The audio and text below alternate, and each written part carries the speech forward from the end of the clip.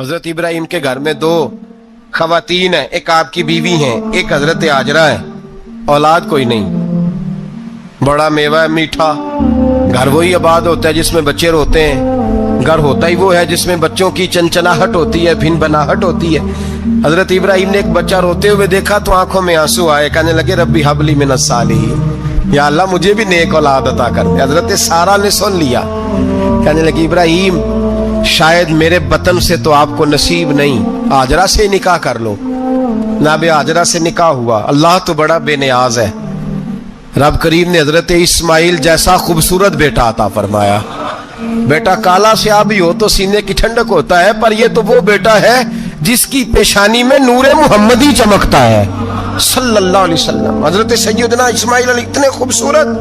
اب جس بیوی کے ہاں بیٹا تھا، بیٹھنا اٹھنا بھی زیادہ اس کے پاس، آنا جانا بھی اس کے پاس، توجہ ادھر ہو گئی.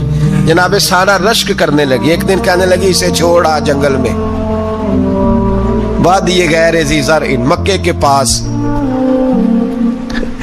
بھائی ایک بیٹا عالم دین بنا لو. کہنے لگا روٹی کہاں سے کھائے گا؟ تیرے 5 بیٹے ہیں، کو حافظ قرآن بنا، کہتے روٹی کہاں سے کھائے گا؟ وہ بچہ بھی کہتا ہے میں کہاں سے کھاؤں گا. حضرت ابراہیم علیہ السلام تو چند مہینے کا بچہ چھوڑ آئے، تو کہاں سے روٹی کھائی حضرت اسماعیل نے؟ کہاں سے کھائی ان کی اماں نے روٹی؟ بھوکے مر جاتے ہیں یہ سارے. میں بڑی ذمہ داری سے کہا کرتا ہوں کہ جتنی خوبصورت روٹی اللہ کریم دین کے خادموں کو عطا کرتا ہے شاید کسی اور کے نصیب ہوتی ہو، لیکن ہم لوگ توجہ ہی نہیں کر رہے، ہمارا ذوق ہی نہیں بن رہا، ہم یہ محنت ہی نہیں کر رہے کہ قوم کو مستند علماء کی ضرورت ہے. علاقوں کے علاقے خالی ہیں، ادھر ہمارا مزاج ہی نہیں بن رہا، توجہ ہی نہیں دین کی خاطر. اور پھر چلے بچے تو بعد کی بات ہے نا، جو ابھی خود جوان ہے وہ بھی تو یہ دعا. ایک صاحب مجھے کہنے لگے میں دعا مانگ رہا ہوں اللہ مجھے بیٹا دے تو میں اسے دین پہ لگاؤں گا. تو میں نے کہا آپ بھی بوڑھے نہیں ہوئے، آپ خود ہی لگ جائیں. بیٹا تو ابھی آئے گا تو لگے گا نا. تو آپ تو اس وقت ہے تو آپ تو پہلے لگے نا صاحب، 2 گھنٹے تو نکال کے آئے، دین سیکھنے کو کافی ہے. آپ اتنی لمبی سوچ رہے ہیں کہ بچہ آئے گا تو بڑا ہوگا تو وہ جائے گا تو دیکھی جائے گی. ابھی تو آپ ہیں تو آپ تو آؤ. حضرت ابراہیم نے بچہ وہاں چھوڑا. یہاں سے جو عمرہ کرنے لوگ جاتے ہیں نا، جو حج کرنے جاتے ہیں، ان کو پتا ہے کہ وہاں دنیا کی ہر نعمت ملتی ہے، پھر بھی ڈبل ٹرپل پیسے لوگ جیبوں میں ڈال کے جاتے ہیں. حضرت ابراہیم جب وہاں لے کے گئے تو کوئی انسان نہیں تھا، پانی کا قطرہ نہیں تھا، 2 کلو کھجوریں، ایک مشکیزہ. بیوی کو تھمایا. ہمارے گھر میں ہزاروں چیزیں پڑی ہیں لیکن وہ جو توکل ہے نا وہ ختم ہو گیا ہے. اللہ دے گا، حلال حلال پہ قناعت کرے، جائز جائز پہ بھروسہ کرے، رب کریم عطا کرنے والا ہے، وہ مزاج ختم ہو گیا. حضرت سیدنا ابراہیم علیہ السلام 2 کلو کھجوریں، ایک مشکیزہ پانی کا دے کر کے، اور وہاں بٹھایا آپ نے اپنے بچے کو اور اپنی زوجہ جناب ہاجرہ کو، اور بٹھا کر کے یہ واپس پلٹنے لگے تو حضرت ہاجرہ سلام اللہ علیہ نے آواز دی، کہا ابراہیم کس کے سہارے پہ چھوڑ کے جا رہے ہیں؟ جہاں آب زمزم کا کنواں ہے نا، جو لوگ گئے ہیں جنہوں نے صفا مروہ کی صحیح کی ہے، صفا مروہ سے باہر نکلے نا، سرکار کی ولادت کا مقام ہے، اس جگہ پہ آب زمزم کا کنواں تھا. وہاں حضرت سیدنا ہاجرہ کو بٹھایا. کوئی چیز نہیں، کوئی درخت نہیں، کوئی کھیت نہیں، کوئی پانی نہیں، کوئی کنواں نہیں. وہاں بٹھایا اور بٹھا کر کے نکلنے لگے تو جناب ہاجرہ فرمانے لگی ابراہیم کس کے سہارے پہ چھوڑ کے جا رہے ہو؟ کہنے لگے اللہ کے سہارے پہ. تو پاک باز بی بی نے ایک لفظ پوچھا، کہا ابراہیم یہ میرے رب کا حکم ہے، یہ میرے، بس جن کا عقیدہ توحید مضبوط ہو ان کے لیے ایک جملہ کافی ہوتا ہے، یہ میرے اللہ کا حکم ہے. تو جناب ابراہیم علیہ السلام فرمانے لگے ہاجرہ ہاں رب کا حکم ہے.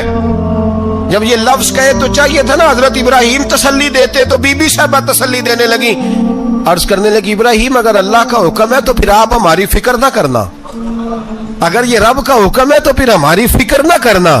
جس رب نے ہمیں یہاں تک پہنچایا ہے وہ ہمیں کبھی بھی ضائع نہیں فرمائے گا، پھر فکر نہ کرنا. حضرت ابراہیم آ گئے. بات آپ نے سنی ہوئی ہے، اشارہ کرنا مقصود ہے. 13 سال میں چلے مان بھی لیا جائے بعض روایات کی روشنی میں کہ آتے جاتے بھی رہے، لیکن مکمل دیکھ بھال اپنے بچے کی परवरिश में पूरा हजरत इब्राहीम अलैहिस्सलाम का किरदार, सारा किरदार माँ का था। मैं जब खवातीन के बारे में कोई बात करता हूँ तो मैं आपको अक्सर कहता हूँ कि ये सिर्फ बीवी के लिए हुक्म नहीं होता, ये ट्रेनिंग बेटी को देनी है और बहन को देनी है। ये तरबियत करें अपने घर में। मैं तजर्बे की रोशनी में ये बात अर्ज किया करता हूं कि भाई, बच्चे बाप के फर्मा बरदार उस वक्त होते हैं जब अम्मा उन्हें बाप का फर्मा बरदार करती है, और बच्चे बाप के नाफरमान भी तब होते हैं जब अम्मा उन्हें बाप का।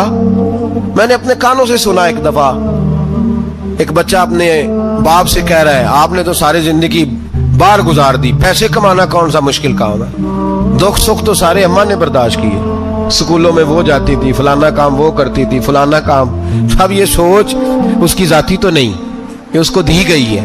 और अगर उसको ये सोच दे दी जाए कि अम्मा कहे कि मैं तो अपनों में रही सारी जिंदगी, मैंने तो अपनों में वक्त गुजारा, और तेरा बाप तो कई दफा जनाजे भी नहीं पढ़ सका, उसने तो माँ बाप ऐसे दफन कर दिए, वो अगर ये सोच फराहम करे तो फिर बच्चा बाप का फर्मा बरदार होता है। और ये वाली रिवायतें हम बीवी को सुनाते हैं, हालांकि किसको सुनानी चाहिए? बोलिए, बहन और बेटी को। बहन और बेटी को सुनाएं ये बातें, उनको समझाएं, ताकि आगे जाके वो जो घर तरतीब दे वो घर बड़ा उम्दा और निखरा हुआ हो। हजरत सैयदना इब्राहीम 13 साल के बाद आए, चूंकि घर में अल्लाह तबारक व तआला की दोस्ती का चर्चा था, अल्लाह तबारक व तआला की महबूबियत का गलबा था। 13 साल के बाद फलम्मा बालगा माँ हुसा, या बेटा जब इतना बड़ा हुआ कि साथ चलने लगा, तो हजरत इब्राहीम ने अपने बेटे को बुला के कहा, बेटा मुझे ख्वाब आई है, मैं तुझे ज़िबा कर रहा हूँ, तेरी क्या रजा है? तो हजरत इस्माइल कहने लगे, या अबतिफ अलमा तो उमर, अब्बा जी अल्लाह जैसे हुक्म देता है मेरे साथ वैसे ही करें, जैसे अल्लाह हुक्म देता है वैसे ही, बोलिए, वैसे ही करें। हजरत हाजरा को कहा कि एक दोस्त ने दावत की है तो वहां जा रहे हैं, बीबी मुतमईन है, तफसीलात की जरूरत नहीं, खत्म बात, एतबार है, मुतमईन हो गई। शैतान पीछे से आया अम्मा के पास, जरा थोड़ी देर के लिए तसव्वुर जमाइए, यहां तो पड़ोसन आके को बात बता देती है खावंद के बारे में तो कई महीने झगड़ा जारी रहता है, पड़ोसन मल्लेदार। शैतान ने आके बताया, लफ्ज क्या है? कहा, हाजरा तुम्हें पता है कहां जा रहे हैं? कहा, दोस्त की दावत में। तो कहने लगे, दोस्त कौन है? रब करीम। और इब्राहीम का ख्याल है कि उस रब ने मुझे हुक्म दिया है कि मैं ज़िबा करूं। तो हजरत हाजरा कहने लगी, कभी बाप भी बेटा ज़िबा करते हैं? तो शैतान कहने लगा, उनका ख्याल है कि उनके रब ने हुक्म दिया है। तो जनाब हाजरा फरमाने लगी, अगर रब ने हुक्म दिया तो फिर तू मुझे शैतान लगता है, तू मुझे शैतान लगता है। का क्या मतलब? फरमाने लगी, अगर रब करीम का हुक्म है तो मेरे पास एक इस्माइल है, अगर 1000 भी होते मैं सारे अल्लाह के रास्ते में पेश कर दे देती। मालिक का ही तो है सारा कुछ, उसी का है, इसमें लैतुल्ला अल्लाह की क्या गुंजाइश। हजरत सैयदना इब्राहीम अलैहिस्सलाम ने बेटे के हलक पे छुरी रख भी दी और छुरी चला भी दी, रख भी दी, और वो तो अल्लाह करीम ने फरमाया, या इब्राहीम कद सदक़्ता रुया, इब्राहीम तूने ख्वाब सच्चा कर दिखाया, वो क़यामत तक तेरा नाम रहेगा। हजरत इब्राहीम ने वतन भी दिया, जान भी दी, बेटा भी, अल्लाह करीम ने दुम्बे दिए, फरमाया ये फिदिया है। अब ये कुर्बानी क़यामत तक हजरत इब्राहीम के तरीके के मुताबिक जारी है। हजरत इब्राहीम बहुत बड़े मेहमान नवाज थे, बहुत बड़े। आप जब मिस्र में कयाम था तो बड़े बड़े लंबे चौड़े लंगर पकते थे, लोग आया जाया करते थे, बड़ा तफसील के साथ खाना होता था। मेहमान नवाजी आपकी खास सिफ्त मुबारका है। हमारे यहाँ भी मेहमान नवाजी होती है अमीरों की, बल्कि अब तो मेहमान नवाजी इस तरह की है कि कल तेरी मेरे पास दावत है और परसों मेरी तेरे पास है।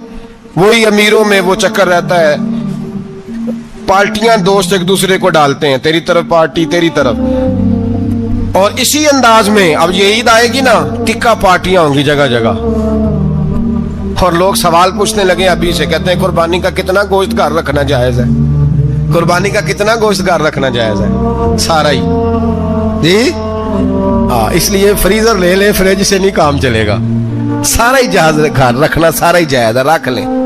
और खुदा के बंदे, कुर्बानी वो बंदा देता है जो सारा साल ही गोश्त खाता है, सही कह रहा हूं? कुर्बानी साहिब निसाब, साहिब इस्तिताअत बंदा देता है ना, तो वो सारा साल ही गोश्त تو سارا گھر میں رکھنا بھی جائز ہے، لیکن سارا دے دینا بھی، تو جو آ رہی ہے اس پہ کیوں توجہ کرتے ہو؟ جو دوسرا جائز ہے اس پہ کیوں نہیں عمل کرتے؟ سارا تقسیم کر دیں، بات ختم ہوئی۔ یقین کریں، محرم میں جا کے دوست ٹیلی فون کر کے سوال پوچھتے ہیں، کہتے ہیں صاحب سنا ہے قربانی کا گوشت محرم میں کھانا جائز نہیں۔ میں کہ نہیں، ربیع الاول چ بھی جائز جے، رجب رمضان تک کھاؤ، کوئی بندہ نہیں منع کرتا، اس لیے کہ کسی کو دینا تو پسند ہی نہیں، یا پھر اس میں سے جو خاص خاص چیزیں ہیں وہ اپنی فریج میں، اور باقی جو ہے وہ دوسروں کے لیے۔ یہ کیا طریقہ ہے ہمارا؟ قربانی اسلام کا ایک خوبصورت ترین عمل ہے، یہ محبوب ترین عبادت ہے اللہ تعالیٰ کی۔ قربانی اپنی فضیلت کے لحاظ سے، عظمت کے لحاظ سے، اپنی بلندیوں کے لحاظ سے دین میں بڑا مقام رکھتی، لیکن ہر چیز کا رنگ روپ بدل دیا جاتا ہے نا، چونکہ قربانی چلی آ رہی تھی حضرت ابراہیم خلیل اللہ علیہ السلام سے، تو اہل عرب جو تھے مشرکین مکہ قربانی کا تعارف وہ بھی رکھتے تھے، پر وہ قربانی کی حقیقت کو، قربانی کی حکمت کو، قربانی کے حسن کو، قربانی سے پھوٹنے والی روشنی کو سمجھنے سے ناآشنا تھے۔ وہ کیا کرتے تھے کہ جب وہ کوئی قربانی کا جانور ذبح کرتے تو اس کا جو خون ہوتا وہ بیت اللہ شریف کی دیواروں کے ساتھ مل دیتے، قربانی کے جانور کا جو گوشت ہوتا وہ لا کے بتوں کے سامنے رکھتے کہ یہ خون کعبے کی دیوار سے خون ملنے سے اور بتوں کے آگے گوشت رکھنے سے شاید ہماری قبولیت ہو جائے گی، ہم نے جانور ذبح کیا ہے۔ کمال ہے میرے رب کریم کی کتاب کا انداز بھی۔ قرآن مجید مختصر الفاظ کے اندر، مختصر جملوں کے اندر، اجمال کے اندر اتنی بڑی تفصیل بیان کر دیتا ہے کہ انسان کے ذہن کے، دل کے، دماغ کے دریچے کھل جاتے ہیں۔ اللہ کھانے پینے سے پاک ہے، بے نیاز ہے مالک۔ رب کریم نے فرمایا لن ینال اللہ لحومها، فرمایا ہرگز نہیں پہنچتا اللہ کی بارگاہ میں تمہارا گوشت، ولا دماؤها، اور نہ ان کے خون، نہ اس جانور کا گوشت اللہ کی بارگاہ میں پہنچتا ہے، نہ خون پہنچتا ہے، تو مالک پہنچتا کیا ہے؟ ولیکن ینالہ التقوی منکم، بلکہ رب کی بارگاہ میں تو تمہارے دلوں کا تقوی پہنچتا ہے۔ تمہارے دل میں کیا ہے، تم اپنے رب کی رضا کتنی چاہتے ہو، یہ بات جاتی ہے۔ گوشت اور خون تو یہاں رہ گیا، فرمایا نہ اللہ کی بارگاہ میں خون پہنچ رہا ہے جانور کا، نہ گوشت پہنچ رہا ہے، دل کا تقوی پہنچ رہا ہے۔ معنی کیا ہے کہ جانور خریدتے وقت بھی اپنے دل سے پوچھ لینا تیرا دل کیا کہتا ہے، نیت کس سے جانور تو لے رہا ہے، تیرا ارادہ کیا ہے، اور جب تو ذبح کرے تو بھی اپنے دل پہ توجہ رکھ، تیرے دل میں اس کے لیے کیا ہے، تیرے دل کے اندر تقوی کتنا ہے، اللہ کی رضا حاصل کرنے کا جذبہ کتنا ہے۔ اور جب تو اس کا گوشت بانٹے تو پھر بھی تیری نظر آنے والے بندے پر نہیں ہونی چاہیے، جس گھر میں گوشت جا رہا ہے اس گھر پر تیری نظر نہیں ہونی چاہیے، بلکہ تیری نظر تو رب کی رضا پہ رہنی چاہیے۔ اللہ کی بارگاہ میں جو چیز جائے گی وہ دل کا تقوی جائے گا، اپنے دل پر محنت کی جائے، دل کی خواہشات، دل کی نیتوں کو، ارادوں کو صحیح کیا جائے۔ ایک آیت نے سارا فلسفہ بیان کر دیا کہ نہ وہاں خون جاتا ہے نہ گوشت جاتا ہے، وہاں تو تمہارے دل کا تقوی جاتا ہے، تو جس چیز نے وہاں جانا ہے اس پر زیادہ توجہ ہونی چاہیے تھی، اس کا زیادہ خیال ہونا چاہیے تھا۔ یہ فلسفہ ہے قربانی کا کہ آپ کی نیت کیا ہے، کسی کام کے لیے آپ کا ارادہ کیا ہے۔ ہمارے ہاں قربانی کے ساتھ جس طرح جانور منسلک ہے نا، کہ قربانی میں جانور ہونا بڑا ضروری ہے اور قربانی کے لیے پیسے ہونا بڑا ضروری ہے، اسی طرح قربانی کے اس سارے سیزن کے اندر کسائی کا بھی بڑا رول ہے، اس کا بھی ایک بڑا کردار ہے، وہ بھی بڑی اہمیت کی حامل پرسنالٹی ہے ان دنوں میں، اور پہلے سے بڑے سارے معاملات ہیں، اور اس دن کسائیوں کے جو معاملات ہیں ان کی جو بھاگ دوڑ ہے وہ بھی ایک پوری داستان ہے، چونکہ بہت ساری جگہوں پہ انہوں نے جانا ہوتا ہے، اور جہاں وہ بیٹھے ہوتے ہیں ان کو بھی کافی جلدی ہوتی ہے کہ جلدی سے جانور ذبح ہو جائے، جلدی سے گوشت بن جائے، اور جس جگہ انہوں نے بعد میں جانا ہوتا ہے ان کے بھی 15 فون آ چکے ہوتے ہیں۔ تو وہ جو خاص اسلام حکم دیتا ہے اس موقع پر اور نبی پاک علیہ السلام کی جو خاص نصیحتیں ہیں اور حضور نے جو خاص احتیاطیں بتائی ہیں وہ احتیاطیں پوری نہیں ہوتی.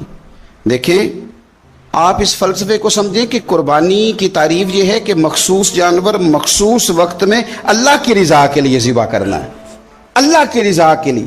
اب یہ نہیں ہے کہ آپ نے فٹافٹ آؤ دیکھا نہ تاؤ دیکھا, جس طرح کی چھری آپ کو مل گئی جس طرح ہو سکا بس اس کو مار دینا ہے. اسے ذبح کرنا ہے اور اچھے طریقے سے کرنا ہے. یہ حدیث آپ کو سیاستہ میں ملے گی, مسلم شریف میں ملے گی, ابو داؤد شریف میں ملے گی. حضرت شداد بن اوس رضی اللہ تعالیٰ عنہ حدیث کے راوی ہیں. نبی پاک صلی اللہ تعالیٰ علیہ وسلم نے فرمایا احسان کرنا اللہ نے فرض کیا ہے ہر چیز پر, مالک نے ہر چیز پر احسان کرنا فرض کیا ہے. تو فرمایا جب تم ذبح کرو تو اچھے طریقے کے ساتھ ذبح کرو, چھری کو تیز کرو, اور فرمایا ذبح ہونے والے جانور کو آرام پہنچاؤ. اچھے طریقے سے ذبح کرو, چھری تیز ہو, اسے آرام ہو, اسے تکلیف نہ پہنچاؤ.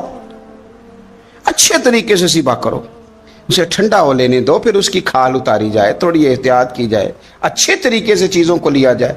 آپ دیکھیے حضور ایک بات کرتے ہیں لیکن سوچ کے دھارے بدل کے رکھ دیتے ہیں. رسول کریم صلی اللہ تعالی وسلم گزر رہے تھے تو ایک شخص نے بکری کے پہلو پر پیر رکھا ہوا تھا اور وہ چھری تیز کر رہا تھا. یعنی بکری کو اس نے گرایا ہوا ہے, لٹایا ہوا ہے, اور پہلو پر پیر رکھا ہوا ہے, اور ساتھ ساتھ وہ چھری تیز کر رہا ہے.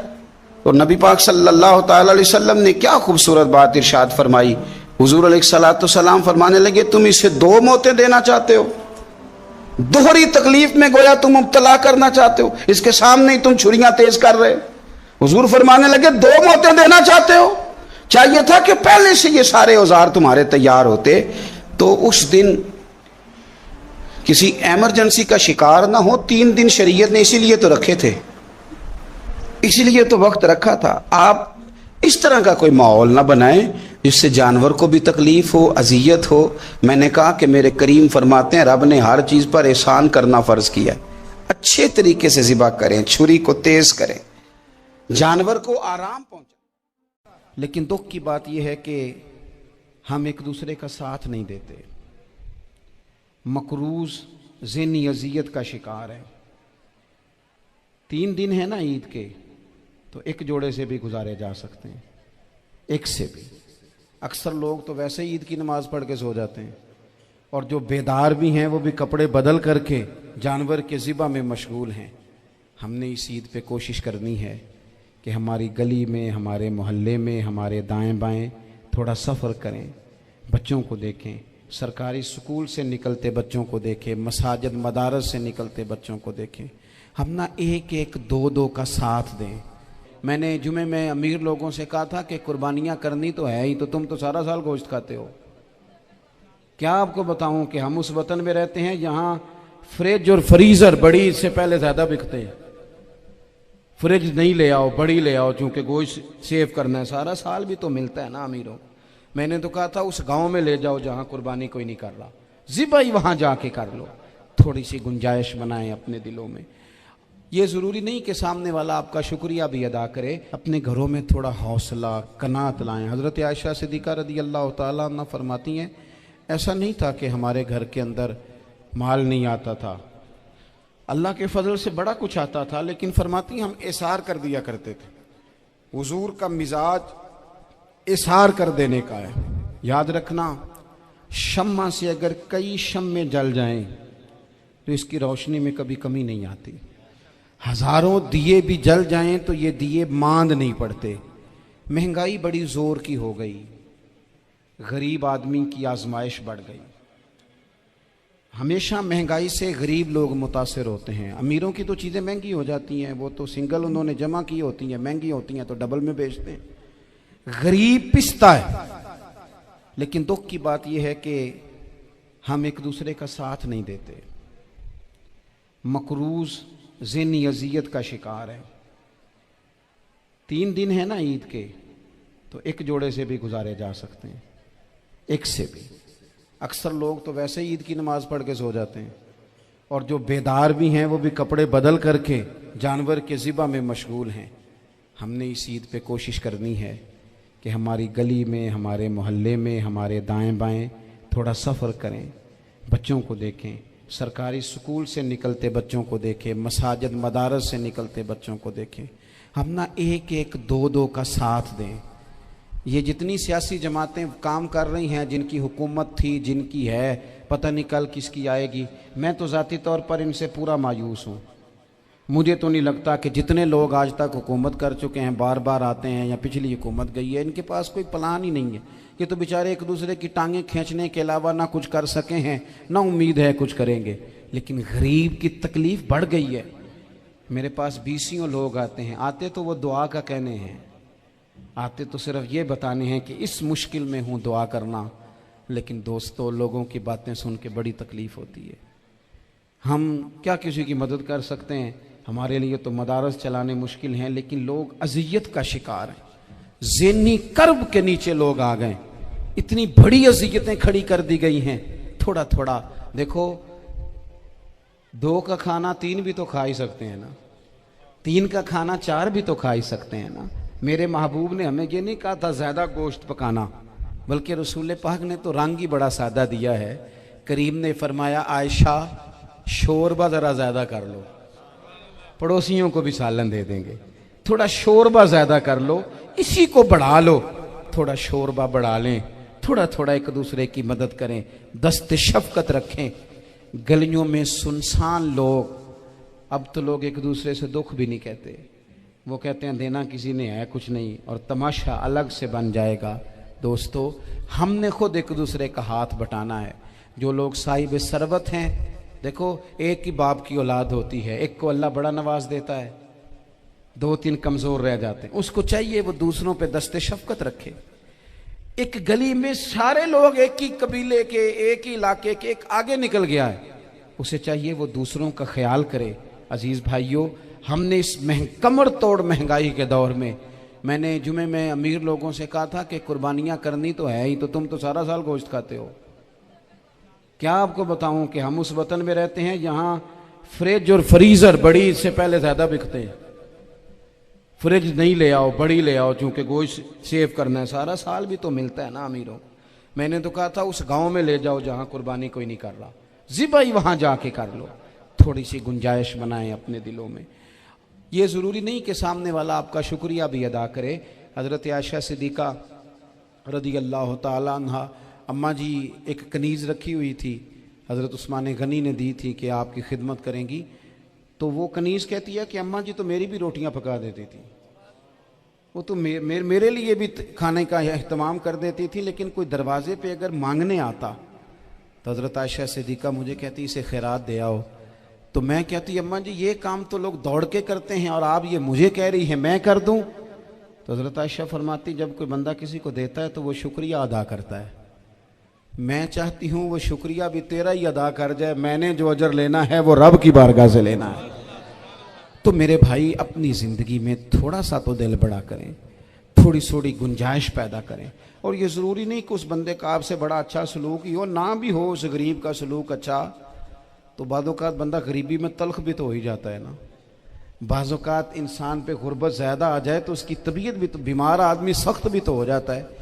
तो मेरी आपसे ये गुजारिश है कि ये जो दिन चल रहे हैं वो हमारे यहाँ हमारे हुक्मरान कहते हैं मज़ीद सख्त फ़ैसले करने पड़ेंगे। वो मैंने कहा तुम्हारे लिए तो आसान है, इसलिए कि तुम तो जिस दफ्तर में बैठ के फ़ैसला करते हो उसकी तो बत्ती कोई नहीं जाती, तुम्हें क्या पता हो, वहाँ तो एसी भी 1 मिनट के लिए बंद नहीं होता। ये तो उससे पूछो बाप से कि जो ईद से पहले अपनी बीवी से मशवरा कर रहा है कि ईद आ गई है, अगर बेटी के घर कपड़े ना भेजे तो उसकी सास बातें करेगी। ये छोटी ईद गुजरी थी ना, तो हमारे यहाँ कुछ लोग समझते हैं कि सखावत सिर्फ रमज़ान में ही करनी है, और रमज़ान में सवाब ज़्यादा है, वरना राशन वंडन वाले और लोग को ईदों बाद भी भूख लग दीजिए, ईद के बाद भी उसी तरह ही गरीब के साथ पेट होता है, लेकिन तवज्जो नहीं। एक तो ज़ौक़ इल्म पैदा करें, एक अपने घर में इत्मीनान का माहौल लाएं। तीसरी गुजारिश ये है कि महंगाई और सख्ती के इस दौर में अपने मुसलमान भाइयों का, अजीज़ों का, अहले मोहल्ला का हाथ बटाएं, प्यार करें। तो मेरे अजीज़, अगर लोगों को मसाइल का पता चले तो सैकड़ों घर बच जाएं तबाह होने से, बड़े बड़े घर बच जाएं, लेकिन मसाइल नहीं आते। मेरे पास مسئلہ پوچھنے کے لیے کچھ لوگ آ گئے تو 4-5 سال کا بچہ بھی تھا جس کے والد نے غصے میں اپنی بیوی کو 3 طلاقیں دی تھی. تو چھوٹا سا بچہ، کپڑے بھی پھٹے پرانے، اور حالت بتا رہی تھی کہ غریبی ہے. تو جب میں نے مسئلہ بتایا کہ 3 طلاقیں ہو گئی ہیں تو واپس جانے لگے، تو بچہ مجھ سے کہتا ہے، دیہاتی آدمی تو کہنے لگا، مولوی صاحب میری اماں تے نانی کہنی اسن پوچھ کے آئی آپ کہ ہن اسی لہدا لہدا ہی رہنا ہے. تو اس بچے کی نونہال کی وہ کیفیت دیکھی تو میں رو پڑا. میں نے کہا یار یہ بچہ بیچارہ ماں باپ کے ہوتے ہوئے یہ یتیموں جیسی زندگی گزارے گا کیونکہ باپ نے طلاق دے دی. کس طرح مسائل نہیں بتائے لوگوں کو، تعلیم سے آگاہی نہیں کیا. اور اس میں بہت بڑا ظلم ہے ان لوگوں کا بھی جو جنازے پہ کھڑے ہو کے تو کہہ دیتے ہیں، میری طرح کے لوگ اچھے علماء کی بات نہیں کرتا، وہ کہہ دیتے ہیں دیکھو جن لوگوں کو جنازہ نہیں آتا. بھئی آپ نے کس دن عشاء کے بعد کلاس لگائی تھی جنازہ سکھانے کی؟ یہ تو آپ نے کہہ دیا لوگوں کو قرآن جی ٹھیک نہیں آتا. تو یہاں تو بیچاری بیبیاں جن کو صحیح پڑھنا نہیں آتا وہ مشن بنا لیتی ہیں کہ میں نے اتنے 100 کو قرآن پاک پڑھانا ہے، بیوہ ہو گئی ہوں، طلاق یافتہ ہو گئی ہوں، ساری زندگی قرآن پڑھاؤں گی. ہم کیوں یہ مشن نہیں بناتے؟ کیوں اس طرف سفر نہیں کرتے؟ ایک تو دینی معلومات میں، دینی علوم میں اپنے آپ کو لگائیں اور ذوق پیدا کریں کہ جو چیزیں مجھے نہیں آتی میں نے وہ سیکھنی ہے، جو معاملات مجھے نہیں آتے میں نے ان کی طرف سفر کرنا ہے. ایک تو اپنا یہ مزاج بنائیں. اور جب آپ دینی علوم سیکھتے ہیں تو پتہ ہے کون سا منظر قائم ہوتا ہے؟ منظر وہ بنتا ہے کہ حضرت ابو ہریرہ بھی دین سیکھا کرتے تھے، حضرت عبداللہ ابن عمر بھی اصحاب صفہ میں رہا کرتے تھے، حضرت انس بن مالک بھی رہا کرتے تھے. اور ایسا منظر بنتا ہے کہ حضرت سیدہ خدیجہ الکبریٰ رضی اللہ تعالیٰ عنہ فرماتی ہیں سیدہ فاطمہ حضور کی گود میں بیٹھی ہوتی تھی اور نبی پاک سے باتیں پوچھتی تھی اور حضور انہیں بتا رہے ہوتے تھے. سیدہ عائشہ حضور سے دین کی باتیں پوچھتی. چوتھا حصہ ہماری فقہ کے اصول حضرت فاطمہ کی، حضرت عائشہ صدیقہ کی مرویات پر مبنی ہیں. اگر ہماری بچیاں چھوڑ دیں ڈائجسٹ پڑھنا، چھوڑ دیں ادھر ادھر کی مووی دیکھنا اور وہ کتاب و سنت پر آ جائیں تو بہت سارے مسائل ایسے ہیں جو الجھنے سے پہلے ہی سلجھے ہوئے ہوں. دینی تعلیم کا مزاج اور ذوق. اور دوسری آیہ کریمہ میں نے تلاوت کی، اللہ کریم نے قرآن مجید میں فرمایا یا ایھا الذین آمنوا قوا انفسکم واہلیکم نارا، اے ایمان والو خود بھی دوزخ کی آگ سے بچو اور اپنے گھر والوں کو بھی بچاؤ. او والد، وہ ماں جو بچوں کو بھوک سے بچانے کے لیے محنت کرتی ہے، ان کو مایوسی سے بہت سارے ماں باپ ایسے ہوتے ہیں جن کے پاس کپڑے لینے کے پیسے نہیں ہوتے عید پہ. کیوں؟ اذان شروع ہوگی جی. عزیز بھائی، جس طرح ہم اپنے بچوں کو دیکھیں، بہت سارے ماں باپ کے پاس گنجائش نہیں ہوتی، لیکن اس نیت سے کہ بچوں، حضرت عمر فاروق رضی اللہ تعالیٰ عنہ نے عرض کیا تھا یا رسول اللہ صلی اللہ تعالیٰ علیہ وسلم اس آیہ کریمہ کا معنی کیا ہے؟ تو محبوب کریم علیہ السلام نے فرمایا عمر، جن چیزوں کا اللہ تمہیں حکم دیتا ہے تم اپنے گھر والوں کو ان چیزوں کا حکم دو، جن چیزوں سے رب رسول تمہیں منع کرتے ہیں اپنے گھر والوں کو ان سے روکو، اپنے گھر کے اندر نفاذ دین کرنے کی کوشش کرو. میرے کے دل ٹوٹ جائیں گے، عید پہ کیسے گزارا کریں گے، مشکل سے بھی کپڑے خرید کے دیتے. اس طرح ہم اپنے بچوں کو بھوک سے، پیاس سے، مایوسی سے بچاتے ہیں. اس طرح ہمارے رب نے ہمارے ذمے لگایا کہ تم اپنے بچوں کو، میرے بھائی بہت زیادہ آزمائش ہے ہمارے گھروں میں، بے چینیاں ہیں، اضطراب ہے، بچوں میں سختی ہے، بہن بھائی ایک دوسرے کے ساتھ لڑتے ہیں، مزاجوں میں تلخی آ گئی. کیوں بھلا؟ اس لیے کہ ماں باپ کو جو بہترین کردار اور جو حسین طریقہ گھر میں اپنانا چاہیے تھا، بچے تقریر باہر سے سنتے ہیں لیکن وہ فالو اپنے ماں باپ کو کرتے ہیں. اگر ماں باپ میں حوصلہ ہو، صبر ہو، اطمینان ہو، خودداری ہو، تھوڑے پر گزارا کرنے کا مزاج ہو. دیکھیں نا، آج ڈپریشن ہے، ٹینشن ہے، پینکس اٹیکس ہیں، بڑی ساری چیزیں آ گئی ہیں. کیوں بھلا؟ صبر نہیں، تحمل نہیں، بردباری نہیں. آزمائے. ایک دن ایک بچہ میرے پاس آ گیا مدرسے کا اور آ کے وہ رونے لگا. میرے گھر والے کہنے لگے کھانا چھوڑ دیں، پہلے اس کی بات سن لے. میں نے کہا پتر کیا ہوا؟ کسی نے مارا ہے کسی استاد نے؟ کہنے لگے نہیں حضرت، گھر فون کیا تھا تو میری اماں اور ابا کی لڑائی ہو رہی ہے.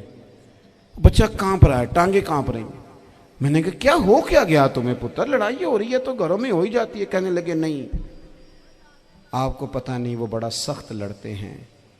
मेरे वालिद जब मेरी वालदा को मारने के लिए आगे बढ़ते हैं तो हम सारे चारपाइयों के नीचे छुप जाते हैं, हमें खौफ आता है, वो मंजर खतरनाक होता है। ये कौन तकलीफ दे रहा है अपने बच्चों को? यहां बैठे हमारे यहां मीलों दूर रहते थे उसके घर वाले, तो वो तकलीफ में था, तो घर में क्या कैफियत होगी?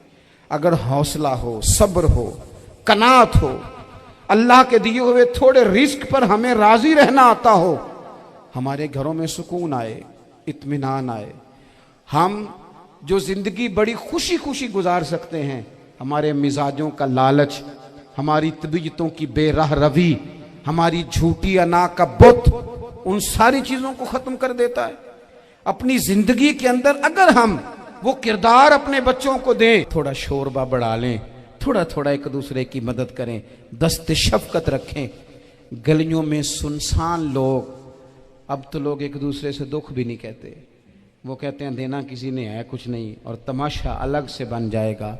दोस्तों, हमने खुद एक दूसरे का हाथ बटाना है। जो लोग साहिब सरवत हैं, देखो एक ही बाप की औलाद होती है, एक को अल्लाह बड़ा नवाज देता है, दो तीन कमजोर रह जाते हैं, उसको चाहिए वो दूसरों पे दस्ते शफकत रखे। एक गली में सारे लोग एक ही कबीले के, एक ही इलाके के, एक आगे निकल गया है, उसे चाहिए वो दूसरों का ख्याल करे। अजीज भाइयों, हमने इस कमर तोड़ महंगाई के दौर में, मैंने जुमे में अमीर लोगों से कहा था कि कुर्बानियां करनी तो है ही, तो तुम तो सारा साल गोश्त खाते हो। क्या आपको बताऊं कि हम उस वतन में रहते हैं जहां फ्रिज और फ्रीजर बड़ी से पहले ज्यादा बिकते हैं। फ्रिज नहीं ले आओ, बड़ी ले आओ, चूंकि गोश्त सेव करना है, सारा साल भी तो मिलता है ना अमीरों। मैंने तो कहा था उस गांव में ले जाओ जहां कुर्बानी कोई नहीं कर रहा, ज़िबाई वहां जाके कर लो, थोड़ी सी गुंजाइश बनाएं अपने दिलों में। ये ज़रूरी नहीं कि सामने वाला आपका शुक्रिया भी अदा करे। हज़रत आयशा सिद्दीक़ा रज़ी अल्लाह ताला अन्हा, अम्मा जी एक कनीज़ रखी हुई थी, हज़रत उस्मान गनी ने दी थी कि आपकी खिदमत करेंगी, तो वो कनीज़ कहती है कि अम्मा जी तो मेरी भी रोटियां पका देती थी, वो तो मेरे लिए भी खाने का एहतमाम कर देती थी, लेकिन कोई दरवाजे पे अगर मांगने आता तो हज़रत आयशा सिद्दीक़ा मुझे कहती इसे खैरात दे आओ। तो मैं कहती अम्मा जी ये काम तो लोग दौड़ के करते हैं और आप ये मुझे कह रही है मैं कर दूं? तो हज़रत आयशा फरमाती जब कोई बंदा किसी को देता है तो वो शुक्रिया अदा करता है। मैं चाहती हूँ वो शुक्रिया भी तेरा ही अदा कर जाए, मैंने जो अजर लेना है वो रब की बारगाह से लेना है। तो मेरे भाई अपनी ज़िंदगी में थोड़ा सा तो दिल बड़ा करें, थोड़ी थोड़ी गुंजाइश पैदा करें। और ये ज़रूरी नहीं कि उस बंदे का आपसे बड़ा अच्छा सलूक ही हो, ना भी हो उस गरीब का सलूक अच्छा, तो बाज़-औक़ात बंदा गरीबी में तल्ख भी तो हो ही जाता है ना। बाज़-औक़ात इंसान पे गुर्बत ज़्यादा आ जाए तो उसकी तबीयत भी तो, बीमार आदमी सख्त भी तो हो जाता है। तो मेरी आपसे ये गुजारिश है कि ये जो दिन चल रहे हैं वो हमारे यहाँ हमारे हुक्मरान कहते हैं मज़ीद सख्त फैसले करने पड़ेंगे। वो मैंने कहा तुम्हारे लिए तो आसान है, इसलिए कि तुम तो जिस दफ्तर में बैठ के फैसला करते हो उसकी तो बत्ती कोई नहीं जाती, तुम्हें क्या पता हो, वहाँ तो एसी भी 1 मिनट के लिए बंद नहीं होता। ये तो उससे पूछो बाप से कि जो ईद से पहले अपनी बीवी से मशवरा कर रहा है कि ईद आ गई है, अगर बेटी के घर कपड़े ना भेजे तो उसकी सास बातें करेगी।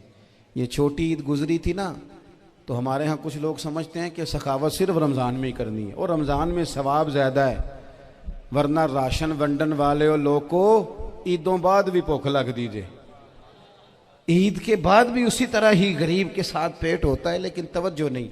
एक तो ज़ौक़ इल्म पैदा करें, एक अपने घर में इत्मीनान का माहौल लाएं। तीसरी गुजारिश ये है कि महंगाई और सख्ती के इस दौर में अपने मुसलमान भाइयों का, अजीज़ों का, अहले मोहल्ला का हाथ बटाएं, प्यार करें।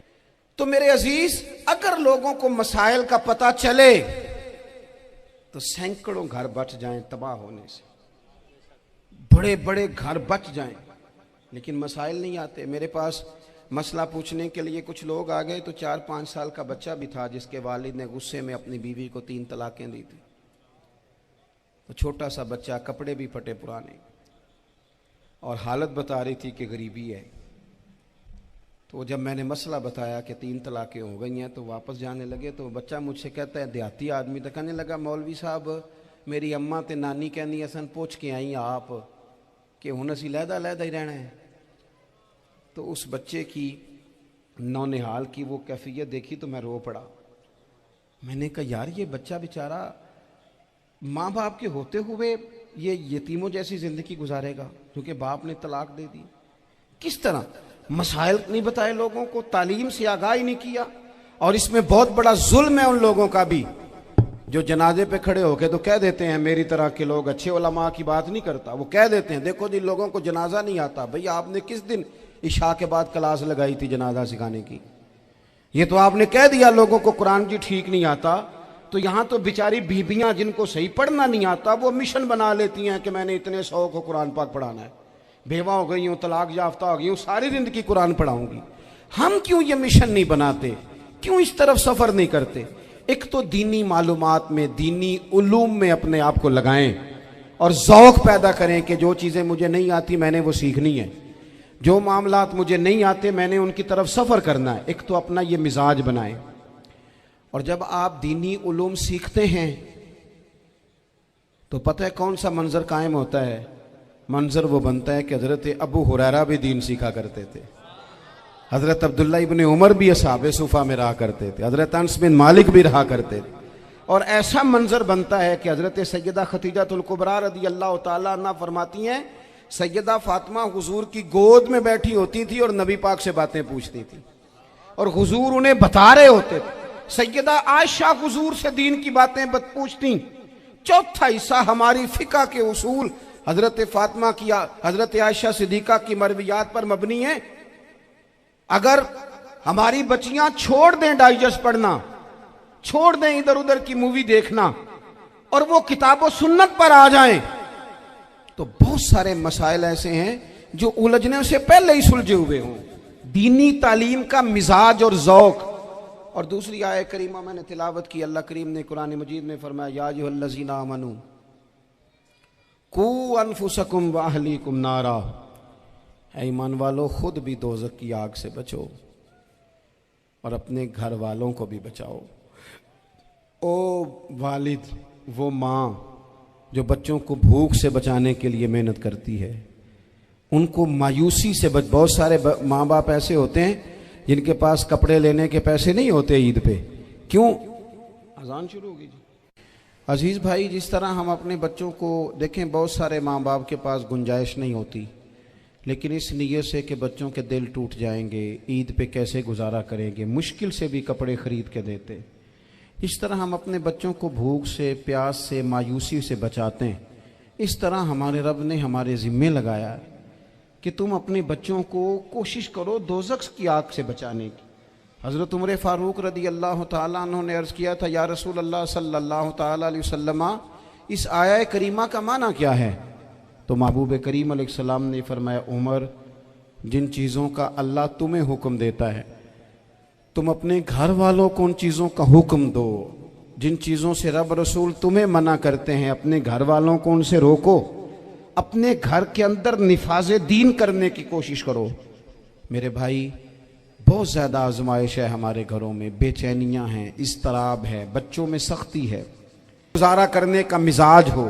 دیکھیں نا, آج ڈپریشن ہے, ٹینشن ہے, پینکس اٹیکس ہیں, بڑی ساری چیزیں آ گئی ہیں. کیوں بھلا؟ صبر نہیں, تحمل نہیں, بردباری نہیں. آزمائے. ایک دن ایک بچہ میرے پاس آ گیا مدرسے کا اور آ کے وہ رونے لگا. میرے گھر والے کہنے لگے کھانا چھوڑ دیں, پہلے اس کی بات سن لے. میں نے کہا پتر کیا ہوا, کسی نے مارا ہے کسی استاد نے؟ کہنے لگے نہیں حضرت, گھر فون کیا تھا تو میری اماں اور ابا کی لڑائی ہو رہی ہے. بچہ کانپ رہا ہے, ٹانگیں کانپ رہی ہیں. میں نے کہا بہن بھائی ایک دوسرے کے ساتھ لڑتے ہیں, مزاجوں میں تلخی آ گئی. کیوں بھلا؟ اس لیے کہ ماں باپ کو جو بہترین کردار اور جو حسین طریقہ گھر میں اپنانا چاہیے تھا. بچے تقریر باہر سے سنتے ہیں لیکن وہ فالو اپنے ماں باپ کو کرتے ہیں. اگر ماں باپ میں حوصلہ ہو, صبر ہو, اطمینان ہو, خودداری ہو, تھوڑے پر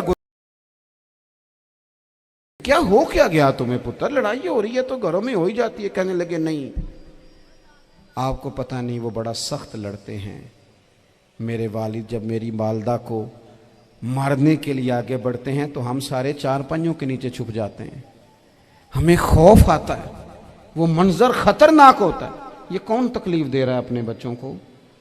یہاں بیٹھے ہمارے ہاں میلوں دور رہتے تھے اس کے گھر والے, تو وہ تکلیف میں تھا, تو گھر میں کیا کیفیت ہوگی؟